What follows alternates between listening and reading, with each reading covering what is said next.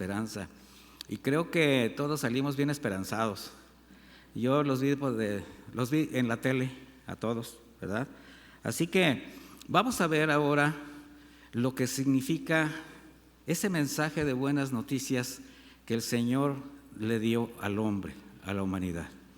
En el libro de Lucas 2:10, todavía recordando un poquito la época navideña, dice: pero el ángel les dijo: no teman, porque he aquí les doy buenas nuevas. Se traduce también como buenas noticias, en alguna traducción así lo tiene, pero dice de gran gozo. ¿Y que serán para qué? Para todo el pueblo, para toda la gente. Estas palabras, este vocablo, esta frase, buenas nuevas o buenas noticias, es lo que conocemos como evangelio. ¿Sí lo sabía? Bueno, la palabra evangelio, del griego evangelion, se traduce literalmente así, como buenas noticias. Obviamente de parte de Dios. Y obviamente de parte de Dios, ¿para quién cree? Para nosotros. Esta palabra la podemos ver 93 veces expresada en el Nuevo Testamento, especialmente en las cartas de Pablo. Y de ahí se derivan las palabras o los vocablos evangelista o evangélico. ¿Sí les han dicho a ustedes que somos evangélicos? Cuando nos dicen evangélicos nos están diciendo que somos mensajeros, así literalmente, ¿verdad? No crea que evangélico significa aleluyo, ¿verdad? Como muchos dicen: ay, es que ya eres aleluyo. No, soy evangélico, soy un mensajero de Dios. Y precisamente al ser buenas noticias de parte de Dios para el hombre, podríamos considerar, de hecho, como evangelio toda la Escritura, porque es la palabra profética más segura, es lo que el Señor nos ha dado. Sin embargo, de manera específica, evangelio lo conocemos como el mensaje de salvación por medio de Cristo, que reconcilia al hombre con Dios. ¿A quién le gusta recibir buenas noticias? Dígame, a ver, ¿a todos o nada más a mí? Bueno, ahora viene otra pregunta. ¿Cuándo cree que se valoran más las buenas noticias? ¿Se imagina una vida llena de buenas noticias? ¿Quién quiere una vida con puras buenas noticias? Créame que no se lo recomiendo. Mire, así una vida de puras buenas noticias, sin sombra que empañe su felicidad, su comodidad, así como que todo está bien, todo lo que recibo es bueno, y usted dice: de aquí soy, ¿verdad? Está bien. Donde todo lo que vive o las noticias que recibe, pues muestra que todo camina en orden, buena economía, excelente salud, hijos obedientes, estudiosos, acomedidos. ¿Esa sería una buena noticia, sí o no, papás? ¿Verdad? Nada rebeldes. Vaya, qué notición. Que entre los esposos exista un testimonio de generosidad, de amor, de atención, de paz, de respeto. Ay, qué buenas noticias. ¿Sí o no? Se siente bonito, ¿verdad? Ahora, ¿cree que si todo fuese de esa manera, casi perfecta, llega el momento en que no lo valore o no lo tome tanto en cuenta? Sí. Ese es el riesgo, mis hermanos. Y eso no significa que no tengamos que tener buenas noticias, pero el riesgo es acostumbrarnos a las nuevas noticias, a las buenas noticias, acostumbrarnos de hecho a la gracia de Dios. Sin embargo, ¿cómo se siente una buena noticia después de una mala noticia? O después de una mala racha, de esas que ya no sabe uno dónde meterse. Lo voy a ilustrar de esta manera. Ahora imagine estar pasando por momentos muy difíciles. Todo lo contrario a lo que hablé hace un momento. Problemas económicos, laborales, familiares, hijos rebeldes con malas compañías, un diagnóstico de enfermedad grave, problemas entre los esposos por falta de atención, por falta de respeto, Pero de repente llega la buena noticia de un incremento en tu economía. El diagnóstico estaba equivocado, no era tu radiografía. Se equivocaron. Tu hijo dejó esas amistades y es obediente. Ya va a la escuela y como un plus saca buenas calificaciones. Los esposos buscan reconciliarse. ¿A qué te saben o cómo tomas esas buenas noticias de una pésima noticia? Se siente muy bien. Igualmente sucede con el Evangelio. Es lo que yo les quiero ilustrar solamente. Porque para comprender por qué es un mensaje de buenas noticias, primero debemos comenzar con una mala, pésima y terrible noticia. Y esta es la caída del hombre en pecado, que representó su separación de Dios y su perdición eterna. Desde ahí partimos nosotros. Aunque Dios en su misericordia le dio la oportunidad al hombre de reconciliarse con Él y salvar su alma por medio de esa promesa de un Salvador, pero había que esperar el cumplimiento de la promesa. Era una buena noticia, pero no había nada que dijera, bueno, ya llegó la buena noticia, había que esperarla. De manera que mientras se cumplía esa promesa de la llegada del Mesías, Dios por medio de Moisés dio la ley al pueblo de Israel, que no fue solamente un conjunto de normas que debían cumplir al pie de la letra, sino una revelación de su carácter, de su santidad y de su justicia. Por eso, mis hermanos, el cumplimiento de la ley, como una figura de la promesa, solamente representaba un satisfactor temporal de la justicia de Dios. Contenía exigencias tan rigurosas que ningún hombre, por más que se esforzara, podría cumplir más de 600 mandamientos, y con uno que fallara, fallaba en todos. ¿Esto qué representaba? La imposibilidad del hombre de cumplir en sus fuerzas, con sus recursos, con su mente, con sus pensamientos. Por tanto, la buena noticia es que Dios, por amor y misericordia, extendiendo su gracia, cumple la promesa de un Salvador en Cristo Jesús, quien debió pagar con su sangre lo impagable para nosotros. Eso que por justicia merecemos, no merecíamos, merecemos. ¿Sabía usted que usted sigue mereciendo esa muerte eterna y condenación eterna?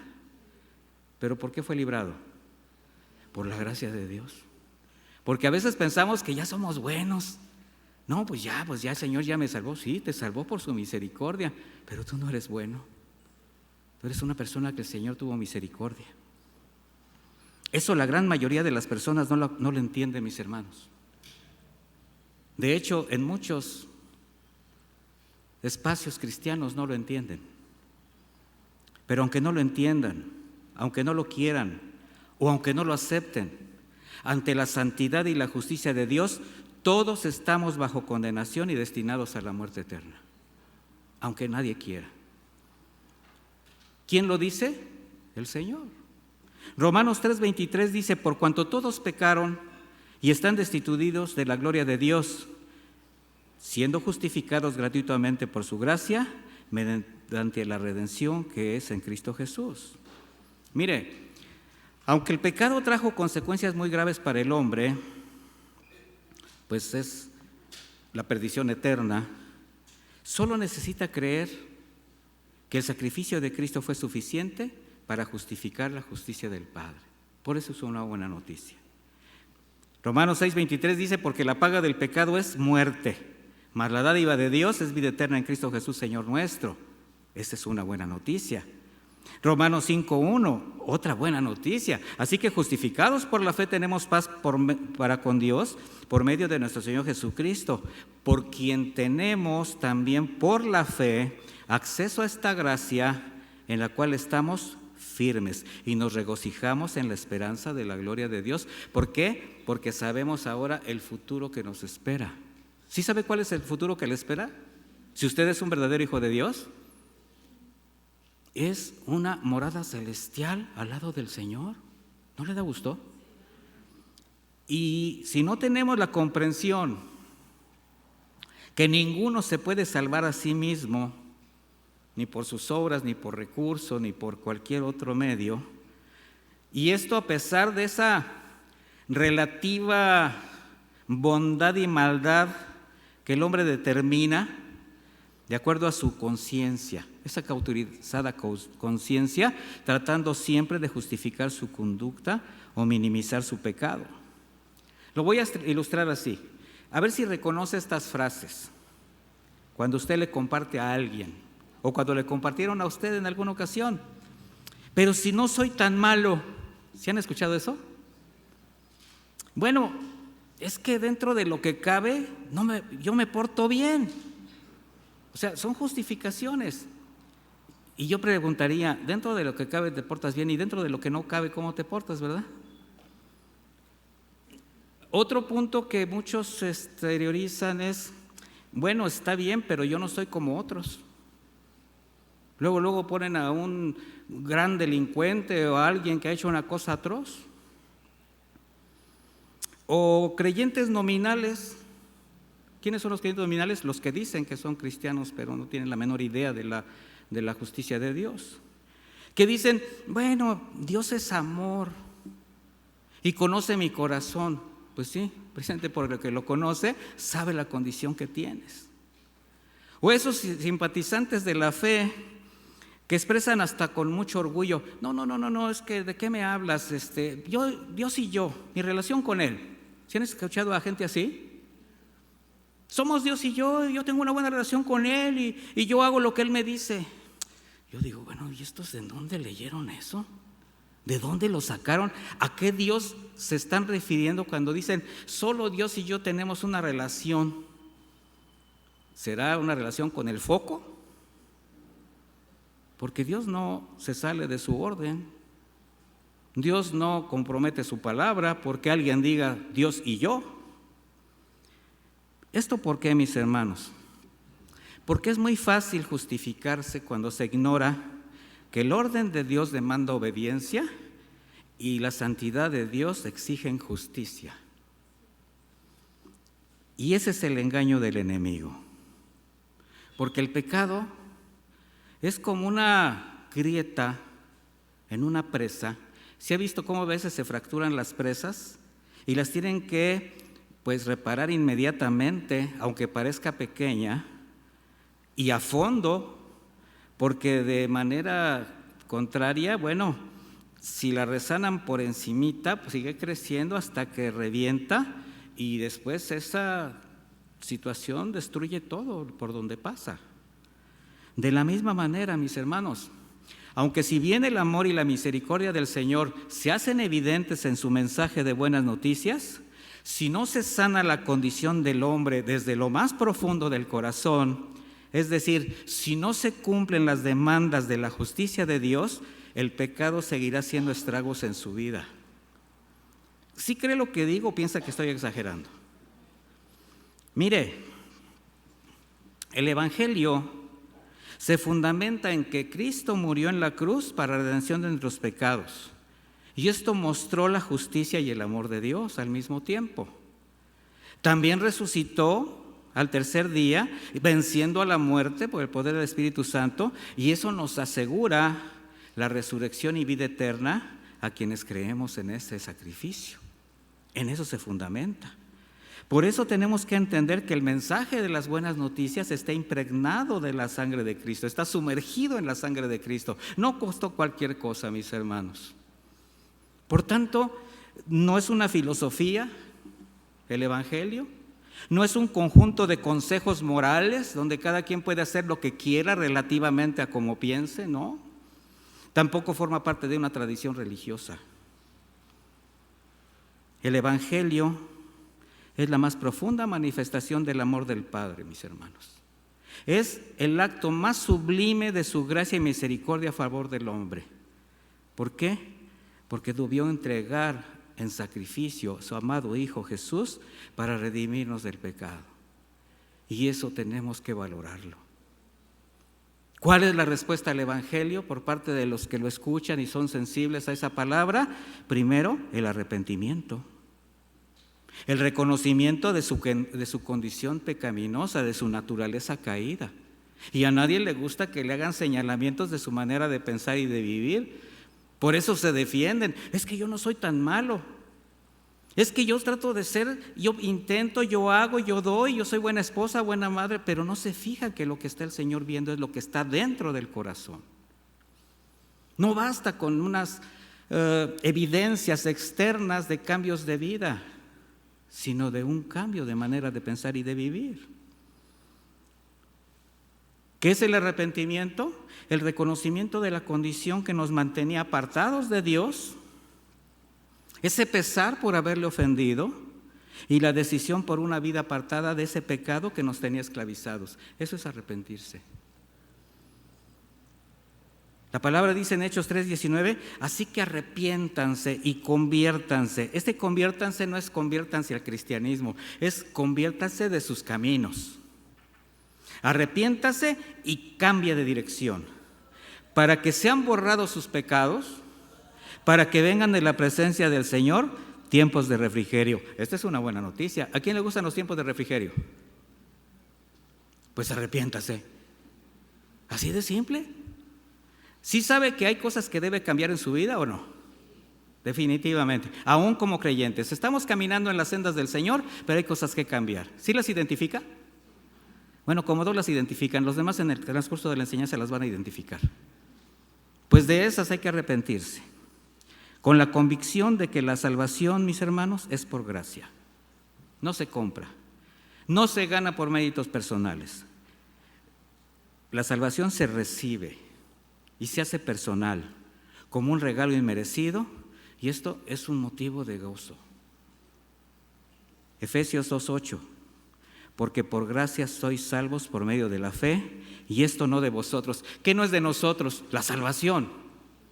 ¿La salvación de quién es? De Dios.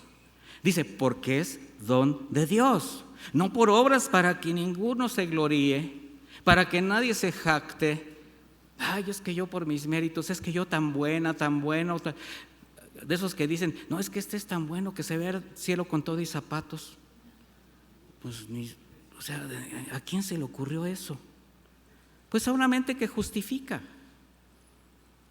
Sin embargo, la buena noticia es que Dios muestra su amor para con nosotros en que aún siendo pecadores, Cristo murió por nosotros. Romanos 5:8. Ahí está la extensión de la misericordia de Dios. ¿Cuántos recibieron algún obsequio durante la temporada pasada, que está muy cerquita de la temporada navideña? ¿Cuántos recibieron regalos? Pues ya a lo mejor en la Navidad, el Año Nuevo.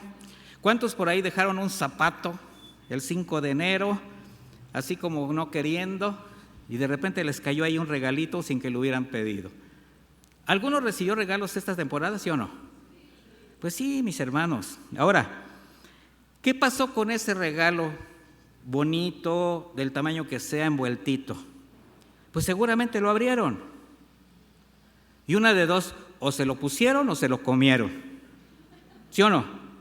¿Verdad? ¿O será que todavía está envuelto y ahí arrumbado en algún lugar? Así como con el riesgo hasta de que se lo roben o se le olvide o que se pierda. No, se lo puso, se lo comió, lo usó. Imagine a alguien que está gravemente enfermo y no tiene recursos para comprar ese medicamento, para ese tratamiento, pero alguien le regala ese tratamiento, le compra sus medicinas. Ahí está la posibilidad de recuperar su salud. Pero sí se alegra, qué buena noticia, pero lo guarda en un cajón y nunca lo toma. ¿La medicina tiene poder para sanarlo? ¿Sí o no? Pero solo va a actuar cuando se recibe. Lo mismo con el Evangelio, mis hermanos.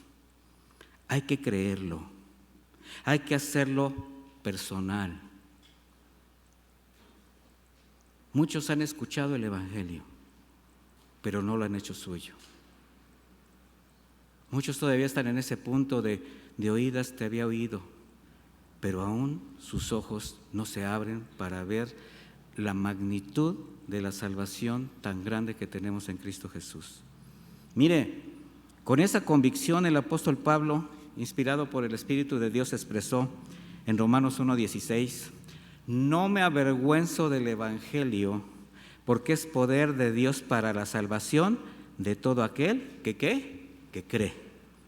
Dice, primeramente para los judíos, también para los que no lo son, porque en el Evangelio se revela la justicia de Dios, que de principio a fin es por medio de la fe, tal como está escrito, el justo por la fe, ¿qué?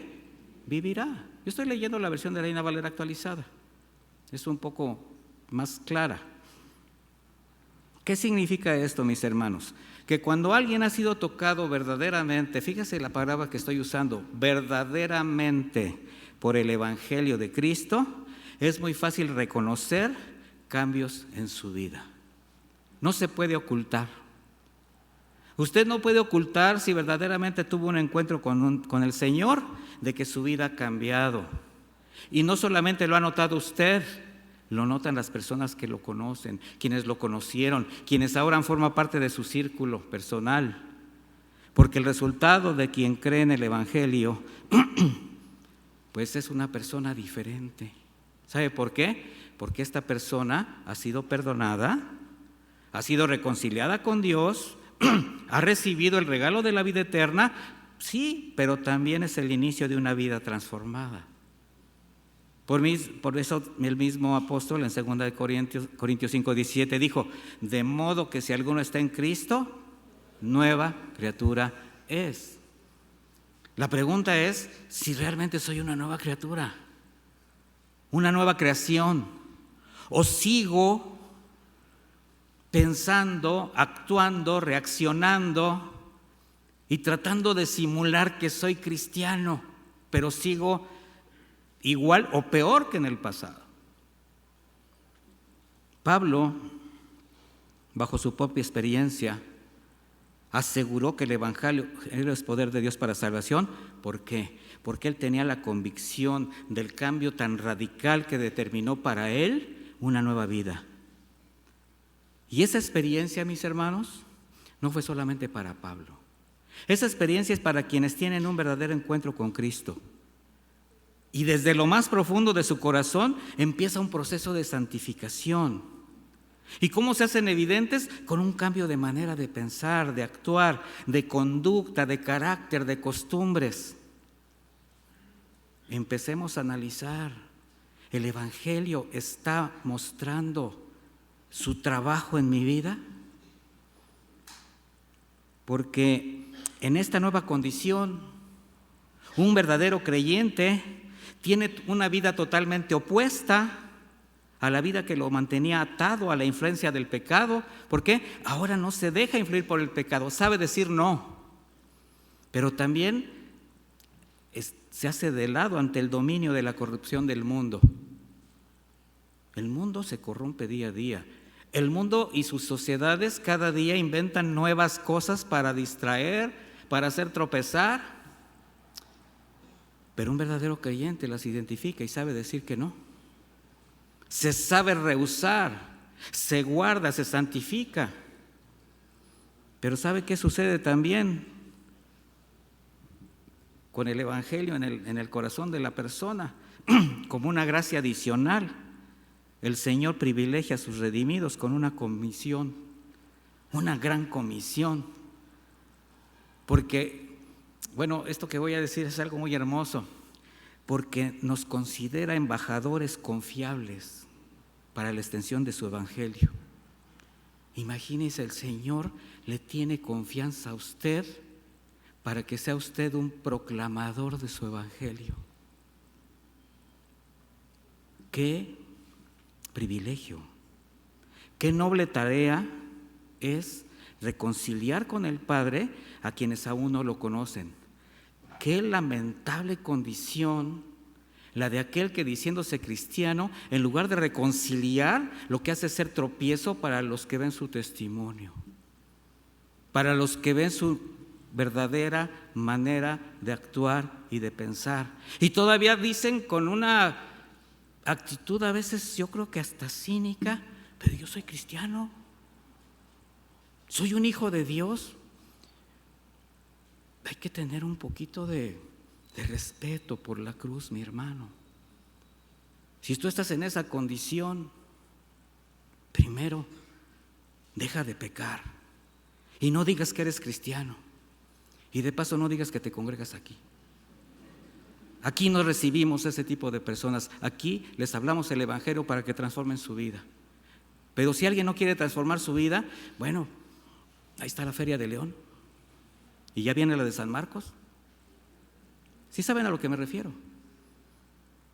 Qué noble tarea, reconciliar, ser testimonio, ser sal, ser luz, y no ser tinieblas, oscuridad, tropiezo. Saulo de Tarso, luego Pablo, comprendió que a partir de su encuentro con Cristo, en aquel camino a Damasco, ahora sí serviría a Dios, porque él creía que servía a Dios, pero estaba desviada su fe. Ahora lo serviría desde una perspectiva distinta, desde la perspectiva de Jesucristo.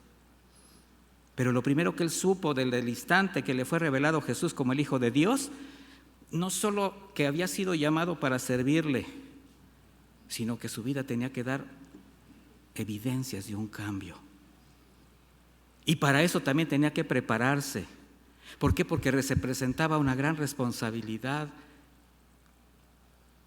ese privilegio, ese ministerio. Una pregunta para los presentes, quienes están aquí de manera presencial y los que nos están viendo de manera virtual.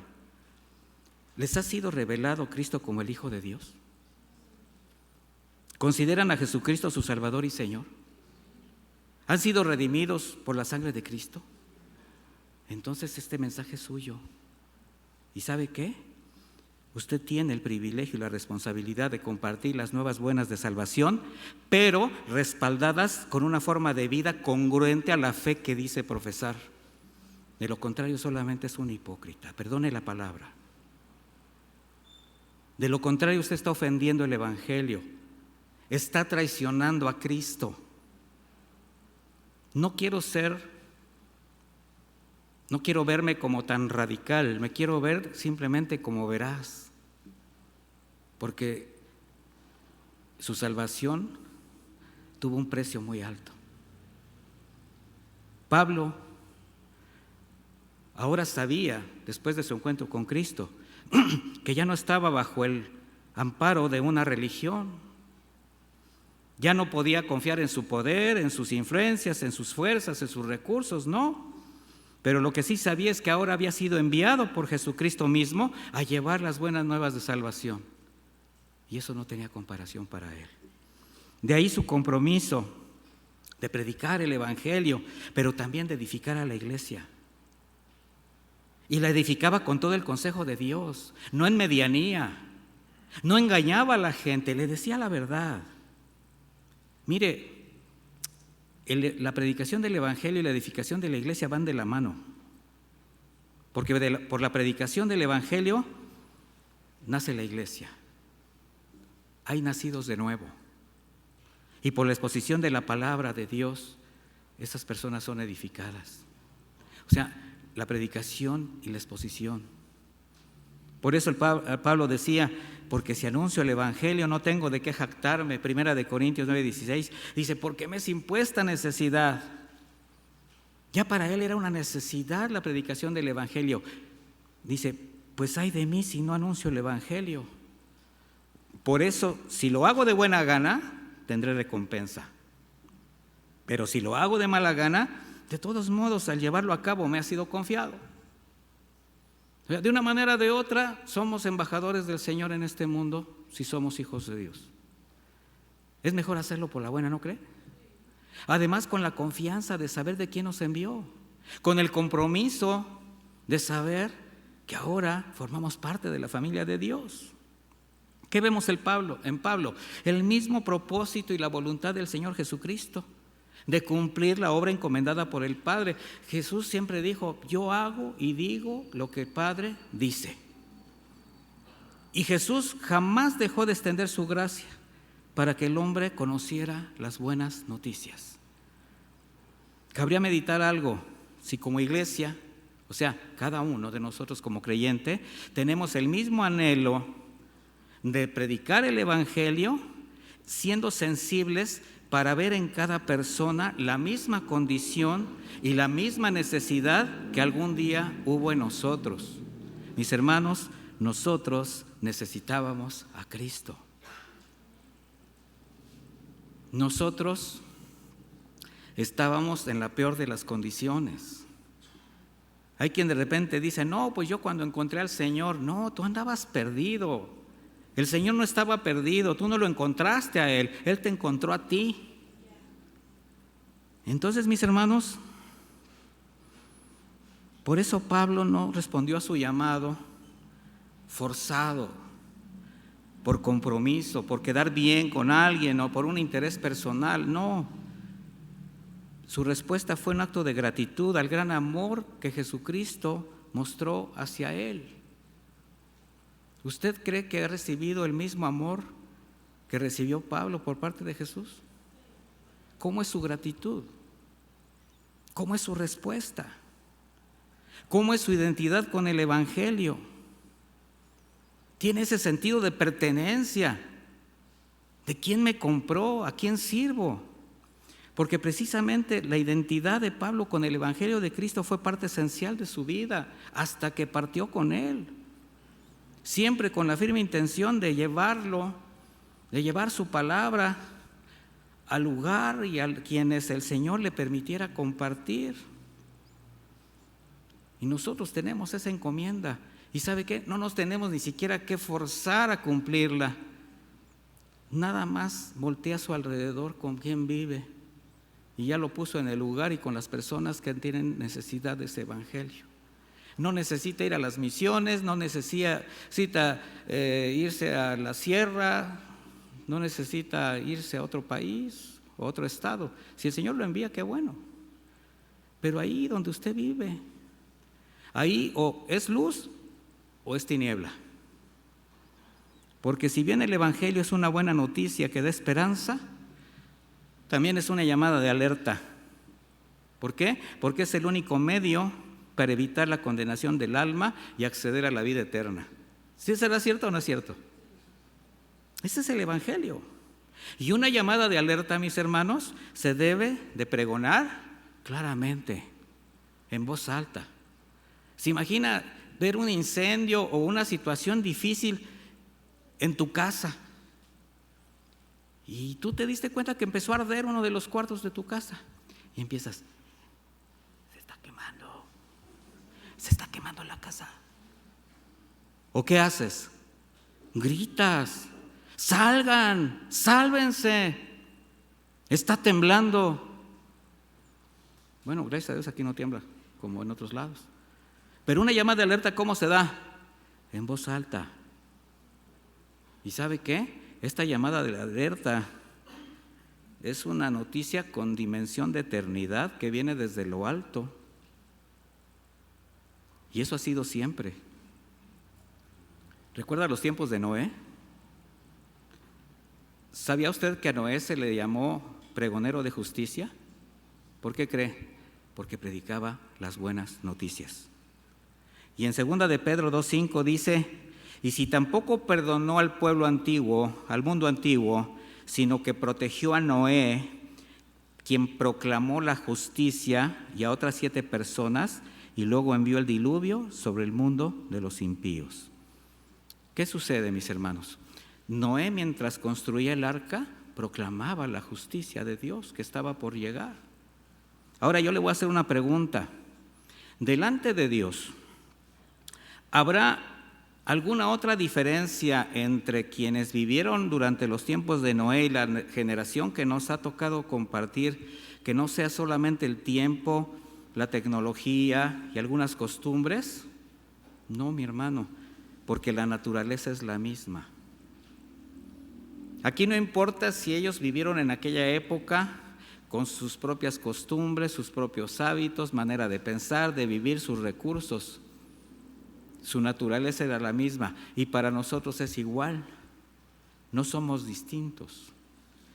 De hecho, parecería como si ellos no tuvieron la misma ventaja, oportunidad de nosotros. ¿Por qué? Porque nosotros tenemos el conocimiento del Evangelio y todo el consejo de Dios a través de la Escritura. Parecería que ellos no tuvieron esa ventaja, pero no es así, mis hermanos. Ellos tuvieron la misma oportunidad de arrepentirse y aún de alcanzar un lugar en esa arca de salvación que Noé construía, ya que al mismo tiempo que él la construía, pregonaba sobre el juicio que venía de parte de Dios. ¿Y sabe qué hacían? Se burlaban de él. ¿Sabe qué hacen la gente cuando usted les predica el Evangelio? Se burlan de usted. ¿Los tiempos han cambiado? No, porque la naturaleza del hombre es la misma, pero también su necesidad. Y lo más terrible es que no lo quieren reconocer. De ahí la advertencia del Señor cuando habló de los tiempos del fin. Ahora vamos a Mateo 24, por favor, versículo 37.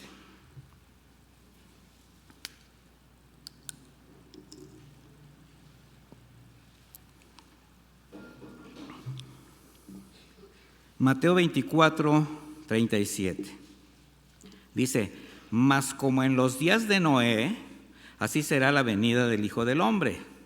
Porque como en los días antes del diluvio, estaban comiendo y bebiendo. Hombre, se la pasaban de lujo. Fiestas, comilonas, bebidas. Yo sé que aquí ninguno de ustedes eso. No. Eso es en Aguascalientes, en otra parte. Aquí no. Aquí pura santidad. Pero en los días de Noé se hacían, casándose y dándole casamiento, una sociedad donde la unión libre era libre, donde los divorcios eran express, donde, ¿será que todavía, como en los días de Noé, exactamente igual? Hasta el día que Noé entró en el arca. O sea, Noé predicaba las buenas noticias y ellos seguían en sus fiestas, seguían en sus aberraciones, seguían en su corrupción y no entendieron hasta que vino el diluvio y se los llevó a todos. Entendieron muy tarde. Entendieron y se ahogaron. ¿Cuánto les duró el entendimiento? Nada. ¿Cuánto le duró el entendimiento a los que estaban en el arca? La eternidad. Así será también la venida del Hijo del Hombre. Pero ahí le va otra noticia.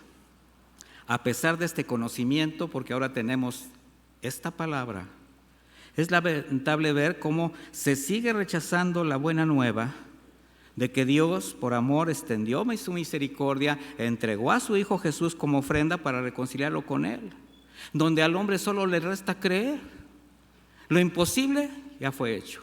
La deuda fue pagada. Solo nos resta creer. Y no queremos creer, como en los tiempos de Noé.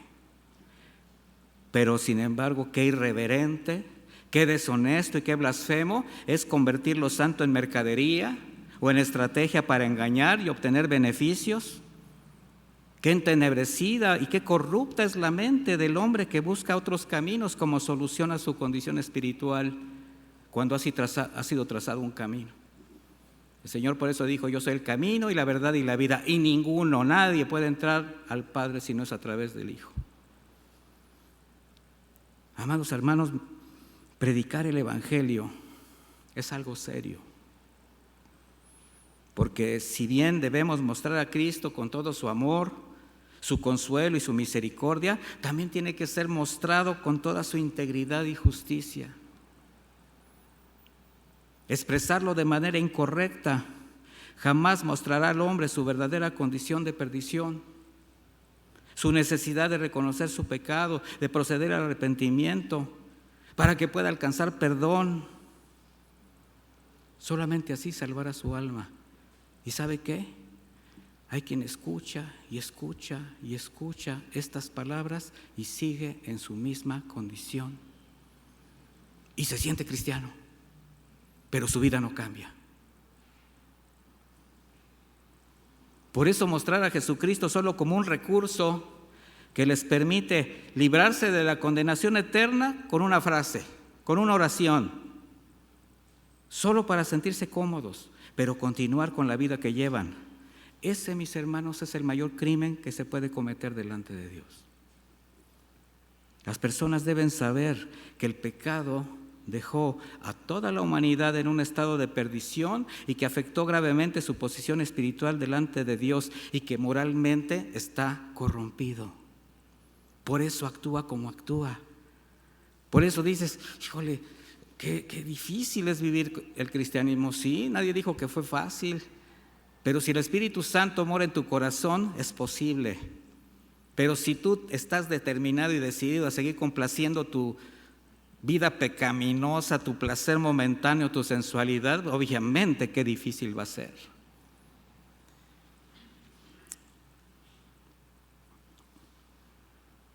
Exponer el Evangelio no debe ser condenando o mandando a la gente al infierno, como decía el hermano René la semana pasada.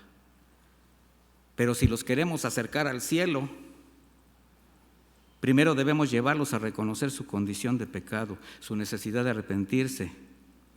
Jesús así lo hizo. Su primer discurso fue muy pequeño, pero saliendo del desierto, cuando comenzó su ministerio, dice así, Mateo 4:17, desde entonces comenzó Jesús a predicar y a decir, arrepiéntanse porque el reino de los cielos se ha acercado. Les dio una buena noticia, ha llegado la salvación, arrepiéntanse. No les dijo, arrepiéntanse porque el infierno se ha abierto, arrepiéntanse porque el cielo, ¿qué? El reino de los cielos se ha acercado. ¿Usted cree que el Señor sigue acercando el reino de los cielos? Pero ¿qué necesitamos hacer para entrar en ese reino? Arrepiéntase.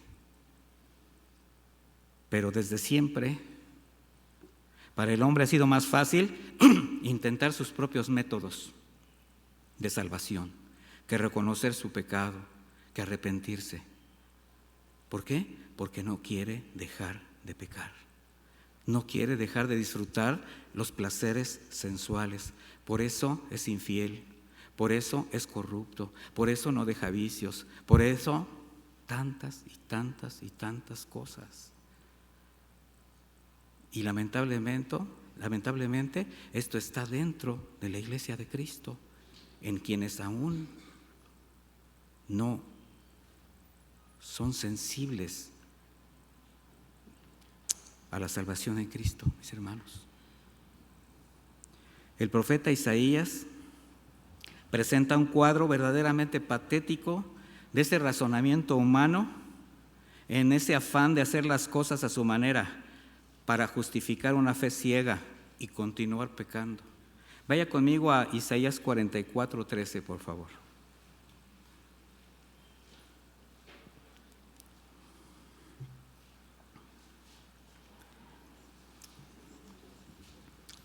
Les sigo recordando que estoy usando una versión de Reina Valera actualizada. Sígame en la versión que usted tenga. De todas maneras, aquí lo están exponiendo en las pantallas. El carpintero tiende la regla, hace trazos con lápiz rojo, pule la madera con la garlopa, hace dibujos con el compás y le da forma de un hombre. Tala cedros, toma madera de ciprés y de encino, que son árboles que crecen en el bosque. Planta pinos que la lluvia hace crecer. De los árboles se sirve el hombre para quemarlos y entrar en calor. Con ellos se enciende también el horno para cocer panes. Además, con esa madera se hace un dios y lo adora. Fabrica un ídolo y se arrodilla delante de él. Parte de la leña la quema en el fuego. Con parte de esa leña prepara un asado y come carne y queda satisfecho. Se calienta y dice, al ver el fuego entré en calor. Con la madera sobrante se hace un ídolo propio y se postra delante de él y lo adora. Y entre luego le dice, ponme a salvo porque tú eres mi Dios. Esa gente no sabe ni entiende, tiene cerrados los ojos para no ver, cierran su corazón para no entender. Es evidente que Isaías se está refiriendo a los ídolos construidos por manos humanas, pero ¿sabía usted que espiritualmente hay muchos ídolos que el hombre construye para postrarse también delante de ellos, sus hábitos, sus costumbres, su pecado, su ego, y ante ellos se postra. En la actualidad no es distinto, mis hermanos. El hombre sigue cerrando el corazón para no entender, a pesar de las señales, a pesar del evangelio, a pesar del aumento de la maldad, a pesar de esa desesperante condición en la que vive, que están perdiéndolo todo y que además da evidencia que el fin se acerca. Sin embargo, la idolatría, la corrupción, la maldad, el pecado, la desobediencia continúan de una manera impresionante. La mayoría no acepta que por causa de su pecado, que por causa de ese alejamiento del único Dios verdadero, sufren las crisis que ellos mismos están provocando y que está afectando todos los ámbitos de su vida. Y todavía dicen, ¿por qué me pasa esto? ¿Por qué me sucede esto? ¿Por qué me va mal? ¿Por qué esto? ¿Por qué? Pues nada más ve tu vida, mi hermano, mi hermana, si es que lo sois. Vean su vida. No se pregunten, no, son preguntas retóricas. Imagínense si alguien se tira a un abismo y va en el camino, en el vuelo comentando, ¿y por qué será que me voy a matar ahorita que caiga? ¿Quién se aventó? ¿Quién decidió aventarse? Pues el que va volando. Así es, mis hermanos. Pero a pesar de todo esto, a pesar de cómo las cosas se están dando, continúan confiando en sus argumentos, en sus recursos, en su forma muy particular de ver las cosas. ¿Y qué cree? La religiosidad y algunas prácticas pseudoespirituales son su mejor opción para justificar su condición. Eso es lo lamentable, que disfrazan todo esto de piedad. Aquellos que siguen pecando, siguen desobediendo, están fuera del orden de Dios y dicen, no, solo Dios y yo. No, Dios me entiende, Dios es amor. La iglesia primitiva, como se le dice, la primera, bajo la guía de los apóstoles, los discípulos de Jesús, entendieron perfectamente el propósito de Jesús de venir a este mundo. Y fue así el comienzo de una iglesia sana, una iglesia que entendió.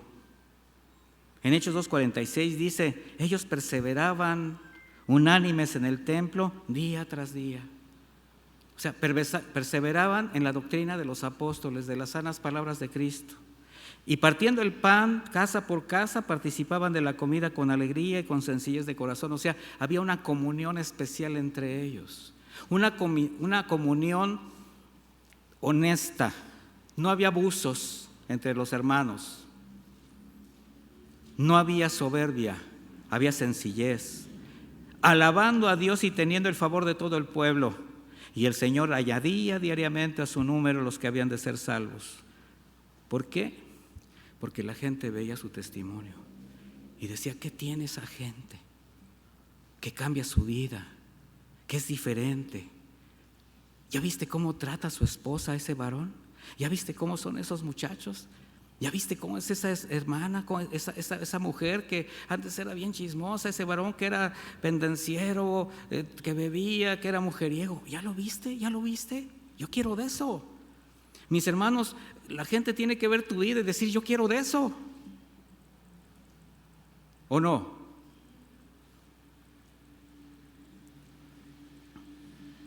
En este pasaje se resume el trabajo de la iglesia para cumplir la gran comisión.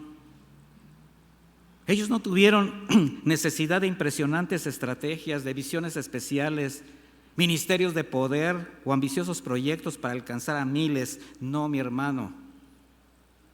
Solo creyeron el evangelio, perseveraban en la doctrina de los apóstoles para aprender las palabras de Jesús, se unían con ese gozo que representaba para ellos formar parte del cuerpo de Cristo. Y esa comunión era la que daba crecimiento a la iglesia, porque el Señor respaldaba, haciendo milagros, haciendo señales. Esto producía temor, respeto, asombro entre el pueblo, y el Señor añadía a los que habían de ser salvos. Mire, en el crecimiento de esta primera iglesia, ¿ve usted alguna estrategia de hombre? No. Pero lo que sí podemos ver es la dirección del Espíritu de Dios, la perseverancia en la fe, la obediencia y el testimonio de sus miembros. Eso sí podemos ver. Y para la iglesia de hoy, nada ha cambiado. Es el Señor el que añade, es el Señor el que da gracia en la obra, Él es el que da crecimiento, Él es el que nos esfuerza para dar un testimonio congruente a la exposición de las buenas noticias. Y eso significa que ahí, cada día en el lugar donde tú estés, en tu trabajo, en la escuela, tu propio hogar, siempre encontrarás a alguien que el Señor te acerque para que le des buenas noticias y para que le testifiques quién gobierna tu corazón, quién dirige tus decisiones. El jueves, yo les animo a que escuchen la enseñanza de este jueves. Hablábamos precisamente de esto. Si el Señor gobierna tu corazón, si Él vive en ti, entonces Él es el que va a tomar las decisiones. Él es el que va a normar tu conducta. Y pregúntense, ¿lo que yo decido es decidido por Dios? ¿Como yo me conduzco es como se conduciría el Señor? Hay mucho que hacer. Hay mucho que hacer.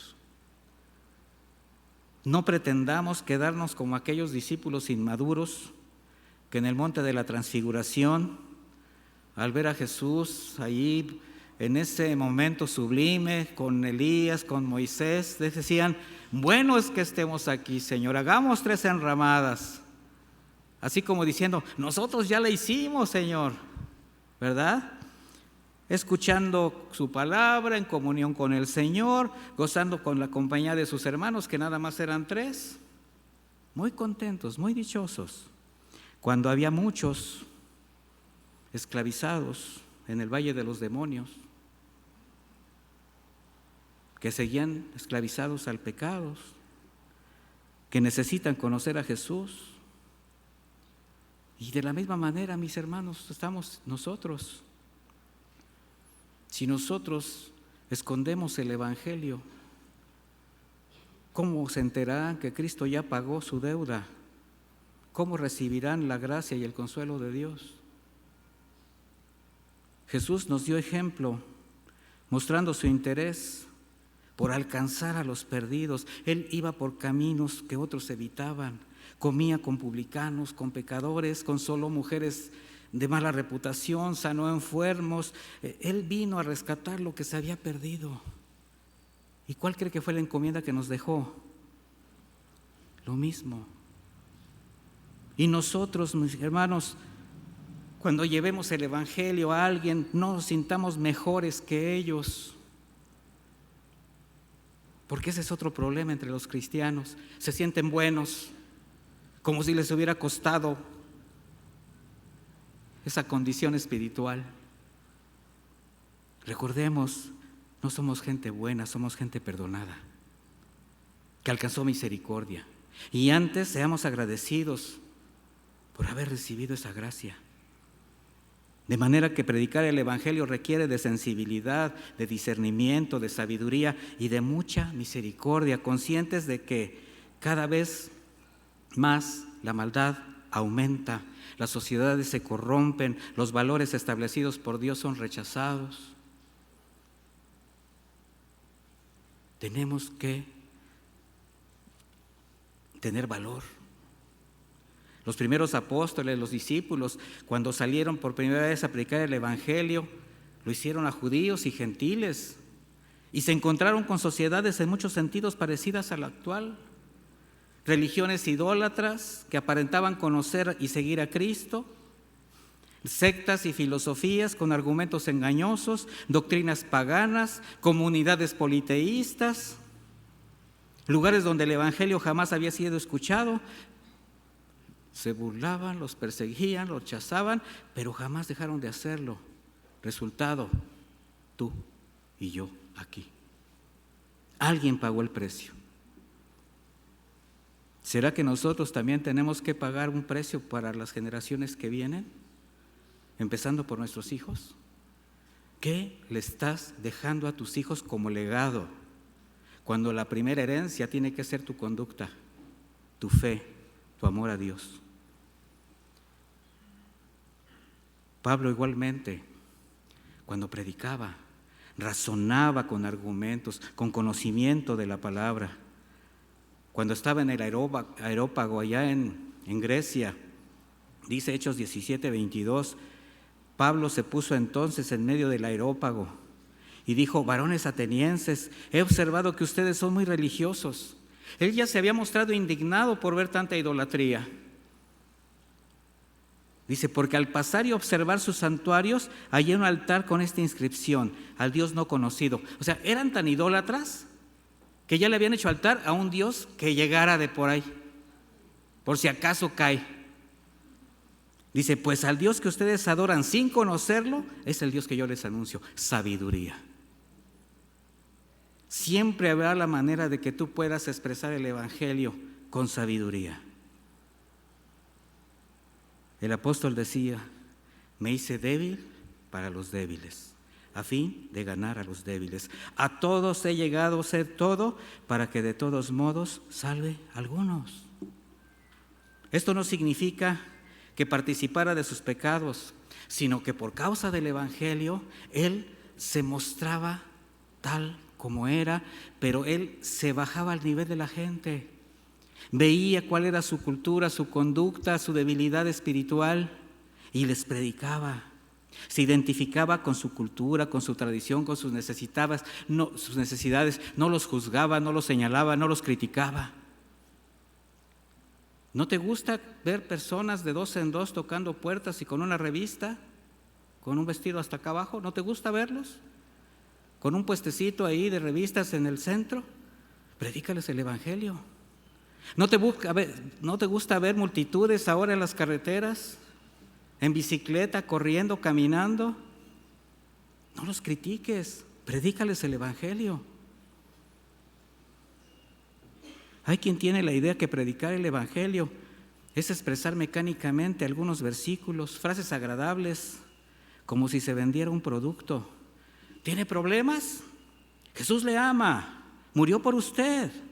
Él desea lo mejor para usted. Solo repite esta oración y será salvo. Y su nombre ya va a estar escrito en el libro de la vida. Criminal, engañador.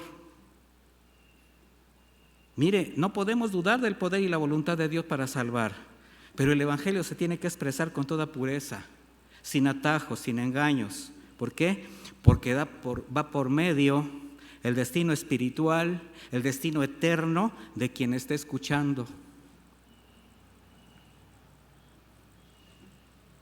Toda generación ha necesitado escuchar la verdad, pero ahora con esta impresionante diversidad de pensamientos, de movimientos espirituales, de tradiciones, la situación es apremiante. Así que es muy importante ser sensibles a esa necesidad. Y prepararse, mis hermanos,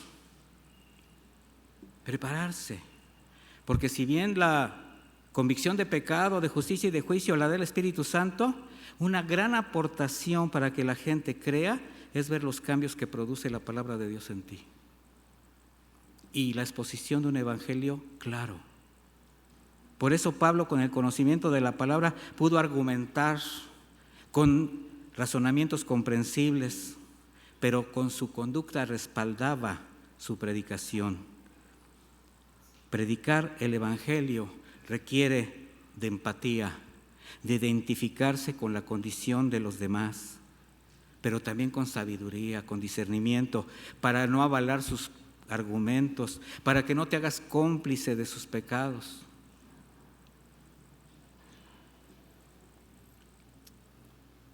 Vamos a concluir, mis hermanos. Está buena la enseñanza. Yo creo que el Señor nos está hablando. Recordemos siempre, mis hermanos, que un día estuvimos en la misma condición. Jamás olvidemos desde dónde nos trajo el Señor. Así que comparte las buenas nuevas de modo que la gente lo entienda, sin afectaciones, sin un lenguaje congregacional. No presentes un sistema, una denominación. No hables de tu pastor, habla de Jesús. Muéstrales con sabiduría el amor y la misericordia de Dios. Muéstrales su condición de perdición, el riesgo de confiar en los argumentos del mundo, el riesgo de seguir confiando en una religión que solo lo lleva a justificar su pecado. Preséntale a la gente el Cristo que los ama, que pagó un alto precio por ellos para sacarlos de esa esclavitud a la que están sometidos. Muéstrales quién es el que les puede dar libertad, salvación y vida eterna. Jesús se expresaba de manera sencilla, usaba un lenguaje que todos comprendían, aprovechaba el entorno, la cultura, la naturaleza, sucesos de la vida cotidiana para dar su mensaje. El Evangelio tiene que ser cercano, tiene que abrazar, porque es el consuelo de Dios desde lo alto. Recordemos que son buenas nuevas para acercar el reino de los cielos. No es un mensaje de condenación. No necesitas señalamientos acusadores que desean avergonzar. No, necesitas extender tu misericordia. Entonces, iglesia, si reconoces el valor del Evangelio en tu vida, tu gozo por una salvación tan grande, pues se identifica en los demás esa misma necesidad que algún día tuviste. ¿Desde dónde te trajo? Y no escondas la luz delante del cajón de la religiosidad, de la indiferencia, de la comodidad o incluso del pecado. Recuerda que el Evangelio no es solamente para disfrutarse. Sí, gózate, pero compártelo. Mira, un mendigo, un pordiosero, hambriento, que encuentra un pan, no puede guardar silencio frente a otros que se están muriendo de hambre. No te mires especial. Esa misma hambre que tú tienes la tienen otros. Y el pan lo tienes tú, ese pan de vida. Como iglesia, el Evangelio hoy nos confronta. En alguna ocasión he preguntado, ¿será necesario evangelizar a la iglesia? Bueno, iglesia, yo los acabo de evangelizar. ¿Cuál será su respuesta? De manera que si no has creído, aunque estés aquí, aunque te sientas cristiano, aunque creas que eres cristiano, pero si realmente no has nacido de nuevo, hoy es un buen día. Hoy es un día donde tú puedes acceder a una salvación tan grande. Pero si ya creíste, entonces vive agradecido, pero dando frutos dignos de arrepentimiento, comprometido con la santidad de tu Salvador. Segunda de Corintios 6:2 dice: he aquí ahora el tiempo aceptable, he aquí ahora el día de salvación. ¿Cómo está tu condición espiritual delante de Dios? Desde ahí, desde lo que Dios te ha hablado, desde lo que Dios ha mostrado, de cómo te ha expuesto, desde ahí responde, mi hermano. Te voy a invitar a que oremos. Póngase de pie si es tan amable.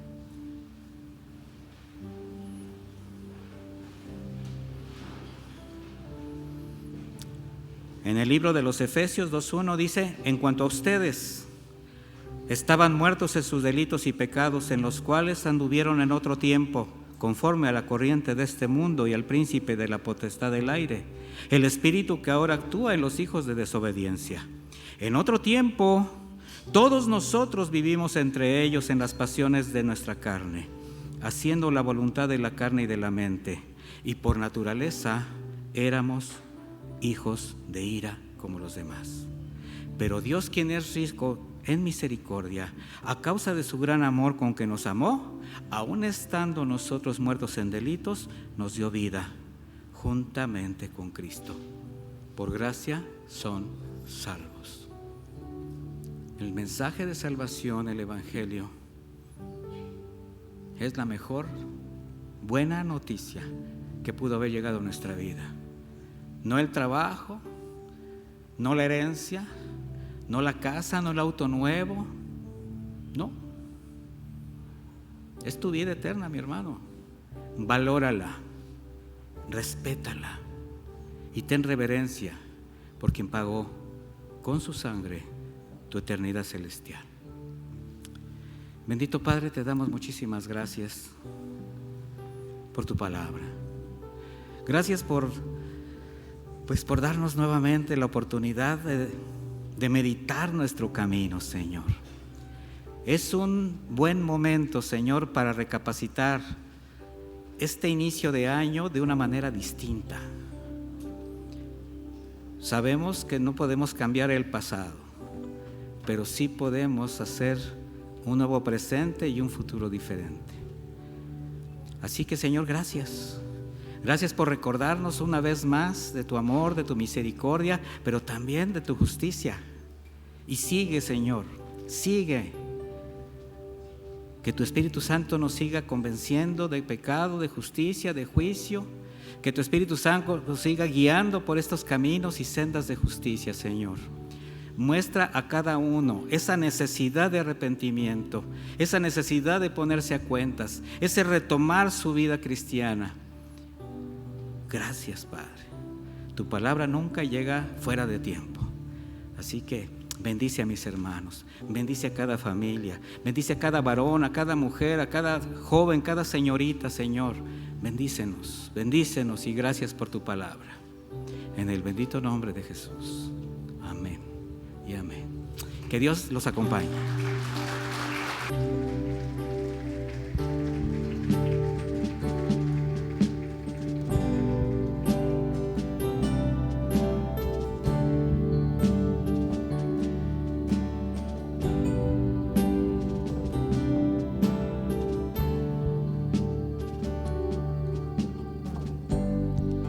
Tengo que pretender ser alguien que no seré. Tú me aceptas como soy. Me hizo entender que estando lejos de ti, me amaste así. Pagaste el precio, Jesús. Compraste mi libertad por tu sangre en la cruz. Me hiciste justo, Jesús, y ya no tengo que buscar agradar a nadie más. Gracias, Jesús, por tan grande sacrificio acepto soy. Me puedo acercar con esta confianza a tu trono de gracia. Mi ayuda eres tú. Gracias, Jesús.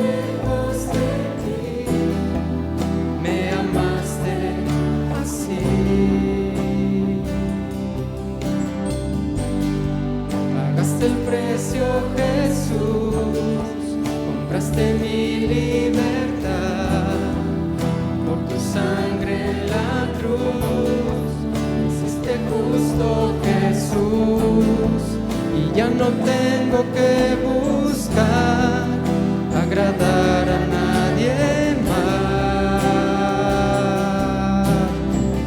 Démosle gracias a Él. Gracias, Jesús, por tan grande amor, por tu sacrificio acepto soy. Me puedo acercar con esta confianza a tu trono de gracia. Mi ayuda eres tú. Gracias, Jesús, por tan grande amor, con tu sacrificio acepto soy. Me puedo acercar con esta confianza a tu trono de gracia. Mi ayuda eres tú.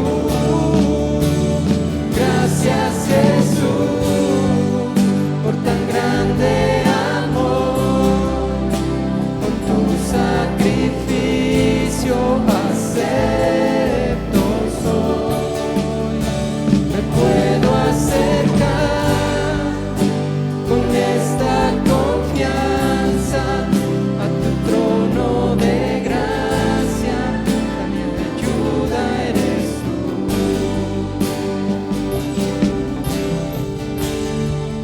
Muchas gracias, Señor. Gracias por ese privilegio que nos das de conocerte, Padre, de gozar de la gracia que tú has derramado sobre cada uno de nosotros, esa gracia que nos ha perdonado, Señor. Muchas gracias te damos, Jesús. Gracias por tu sangre, por tu sacrificio. Gracias, Señor, porque tú pagaste el precio. Te damos gracias, Dios. Gracias, Jesús. Gracias, Señor.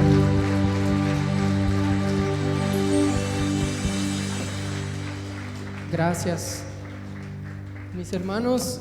Y gracias a Jesús es que también tenemos la promesa de que este mundo no es nuestro hogar, ¿verdad? Amén. Vamos a cantarlo.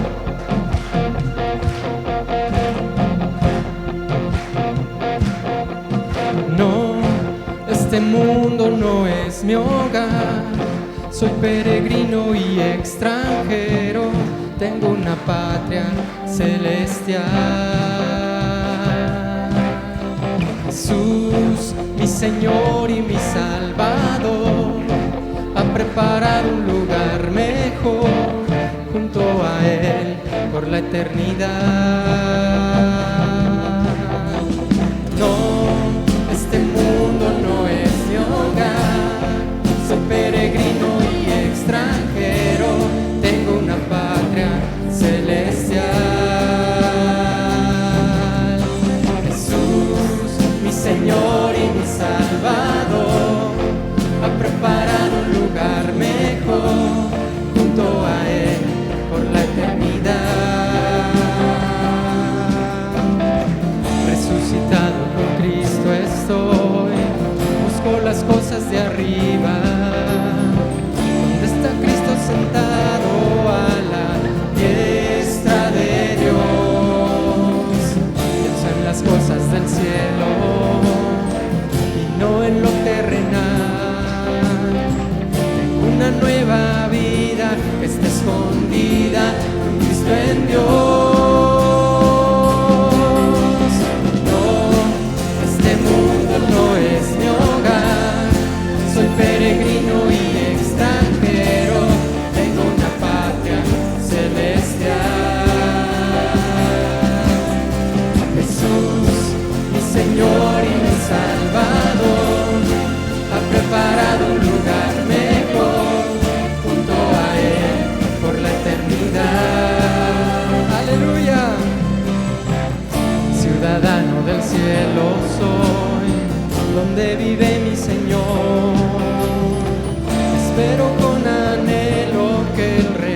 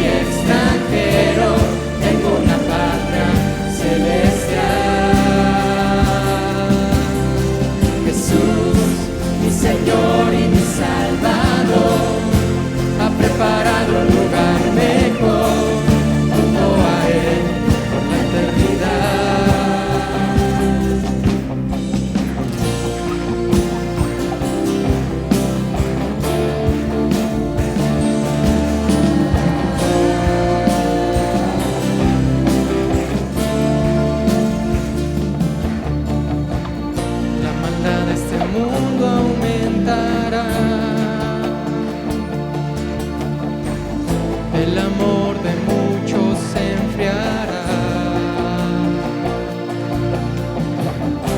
mas yo permaneceré fiel a ti hasta el final. No, este mundo no es mi hogar, soy peregrino y extranjero, tengo una patria celestial. Jesús, Jesús, mi Señor y mi Salvador, ha preparado un lugar mejor junto a Él por la eternidad. No, este mundo no es mi hogar, soy peregrino y extranjero, tengo una patria celestial. ¿Por quién? Jesús, mi Señor y mi Salvador, ha preparado un lugar mejor junto a Él por la eternidad. No, este mundo no es mi hogar. No, este mundo no es mi hogar. No, este mundo no es mi hogar. No, este mundo no es mi hogar.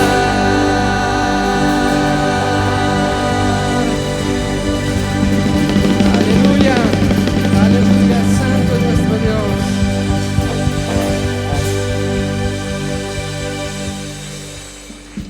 Amén. ¿Lo creemos, mis hermanos? Aleluya. Somos despedidos y que el Señor los guarde. Despídanse unos a otros y nos vemos hasta la próxima reunión, si Dios lo permite.